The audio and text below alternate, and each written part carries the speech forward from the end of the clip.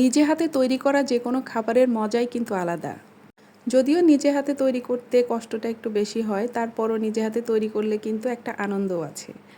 এতক্ষণে তো আপনারা বুঝেই গেছেন যে আমি জার ভর্তি করে লাল টকটকে কি বানিয়ে ফেলেছি।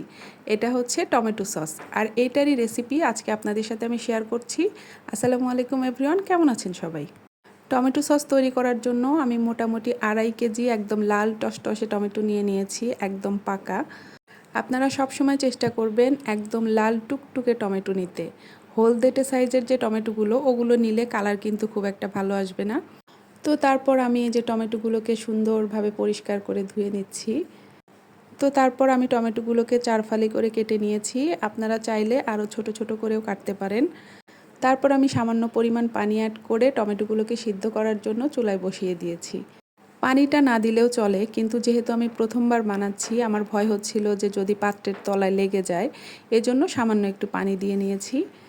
আর ঢাকনা দিয়ে মোটামুটি 20-25 মিনিটের মতো একদম মিডিয়াম আঁচে এটাকে সিদ্ধ করতে হবে, আর একটু পরপর ঢাকনা খুলে নাড়াচাড়া করে দিতে হবে। আর টমেটো যেহেতু এমনিতেই নরম জিনিস, তাই হচ্ছে একদম সিদ্ধ হয়ে গলে গেছে। তো এই তো দেখতেই পাচ্ছেন আমার টমেটোগুলো একদম সিদ্ধ হয়ে গেছে। তো তারপর এগুলোকে ব্লেন্ড করতে হবে, এজন্য একটু ঠান্ডা করে নিয়ে আমি হচ্ছে ব্লেন্ডারে দিয়ে দিলাম ব্লেন্ড করার জন্য। অতিরিক্ত গরমটা আবার ব্লেন্ডারে দিবেন না।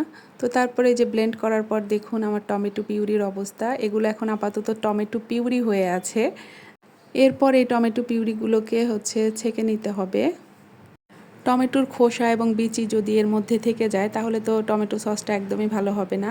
এই জন্য ছেঁকে নিতে হবে। আর ছেঁকে নেওয়ার জন্য যে কোনো ছাঁকনি কিংবা পাতলা সুতি কাপড় দিয়েও ছেঁকে নেওয়া যায়। তো আমি হচ্ছে একটা ছাঁকনি নিয়ে নিয়েছি, নিয়ে যে সুন্দরভাবে এটাকে ছেঁকে নিচ্ছি।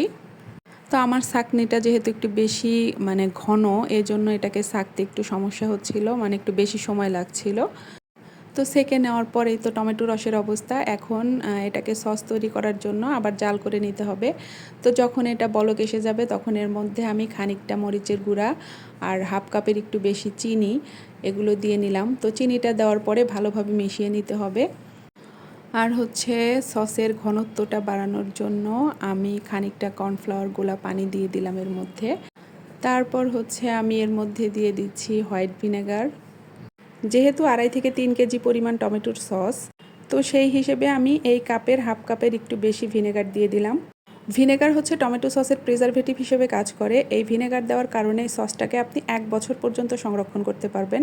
তারপর একটা পিরিচে আমি একটুখানি সস তুলে আপনাদের দেখিয়ে দিলাম যে কতটা পারফেক্ট হয়েছে আমার সসটা। তো আজকের ভিডিও এই পর্যন্তই। আমার ভিডিও ভালো লাগলে অবশ্যই লাইক, কমেন্ট, শেয়ার